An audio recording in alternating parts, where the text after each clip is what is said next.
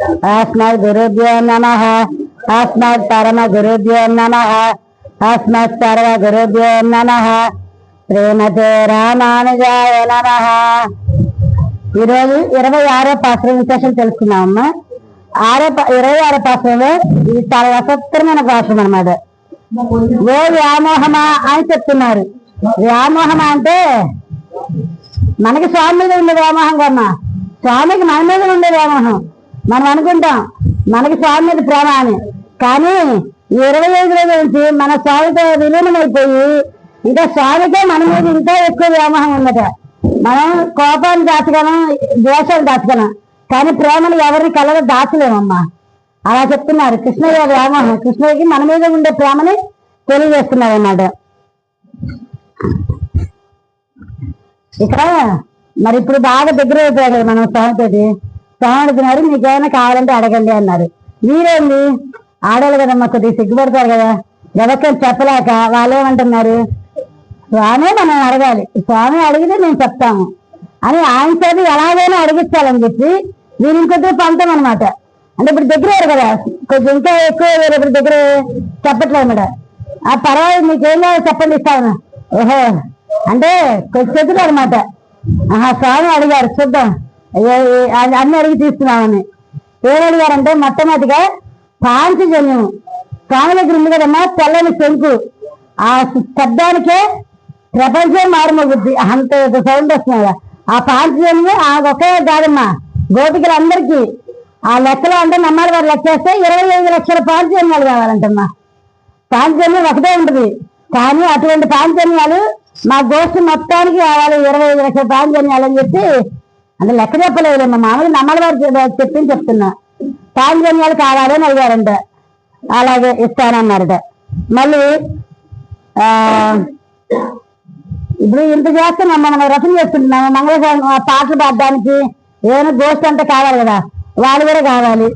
అలాగే పైన వైకుంఠంలో ఉండే అందరిని పంపించారట అలా పాడడానికి, ముత్తైదులకి అందరికి స్వామిని పంపించారట। ఇంకా అడిగారంటే మంగళ దీపాలు, మేము తెల్లవారుజామున వస్తాం, చీకటితో వస్తాం కదా, మంగళ దీపాలు మరి చీకటి పోవాలంటే మేము వెలుతురు రావాలి, మాకు వెలుతురు కావాలి కదా, మంగళ దీపాలు ఇమ్మన్నారంట। మంగళ దీపాలు అంటే ఎవరమ్మా, స్వామి కృష్ణయ్య ఏం చెప్పారు, ఆ అమ్మవారే కదా, లక్ష్మీదేవే మంగళ దీపం, మేము లక్ష్మీదేవిన అంటే ఇక్కడ ఏం చెప్తున్నారంటే మీ అందరితో పాటు సపరివారి సమేతంగా మీరే రెండు స్వామి, నాకు మీరే కావాలని తెలియజేస్తున్నారు అక్కడ, అది అసలు విశేషం। ఇంకా మంగళదీపం అడిగారు కదమ్మా, ఇంకా అడిగారు ధ్వజం, మేము ఇక్కడ వ్రతం చేస్తున్నాం అందరూ గరుడ ధ్వజం, గరుడాలు వాడిని పంపిస్తే గరుడ ధ్వజం పెట్టి వ్రతానికి గుర్తుగా తెలియజేస్తామని చెప్పి చెప్పారమ్మా। అలాగే కామిని మేలుకట్లు అంటారు, మనకి ఏదో ఊరేగింపు వెళ్ళేటప్పుడు 4 వైపులు కర్రలు కట్టుకొని పైన దుప్పట్లా కడతారు కదమ్మా, దాన్ని కామిని మేలుకట్లు అంటారు। మరి ఇప్పుడు కన్నయ్య పుట్టినప్పుడు యమునా నదిలో వస్తుంటే వర్షం పడుతుండే విష్ణుమూర్తి శేషపాంపు పైకి వచ్చి పైగా ఉన్నారు కదా, అలాగే మా అందరికి కామినిగా మేలుకట్లుగా మీ ఆశను పంపిస్తామని చెప్పారమ్మా। ఇంకా పీతాంబరం ఆయన అడిగారంటే ఇక మొత్తం ఇంకేమున్నాయమ్మా ఆయన దగ్గర, అమ్మవారిని తీసుకున్నారు, గౌడాలని తీసుకున్నారు, శేషపాంపు తీసుకున్నారు, ఇక ఏమి లేదు అంటే ఇక్కడ వీరు చెదరాడుతున్నారు అన్నమాట। వాళ్ళందరితో పాటు మీరు కూడా రండి స్వామి, మాకు ఏమీ అవసరం లేదు, మాకు కావాల్సింది మీరే అని చెప్తున్నారు। మనం ఇన్ని రోజుల నుంచి ఫస్ట్ నుంచి తిరుపతి ఎలా ముందుగా నియమాలు, తర్వాత ఒక్కొక్కరు నిర్ణయించబడము, 10 మంది గోపికలు లేపడము, దాని తర్వాత ఆచార విశేషము అన్ని వరుసగా తెలుస్తున్నాం కదమ్మా। ఇప్పుడు ఇక నుంచి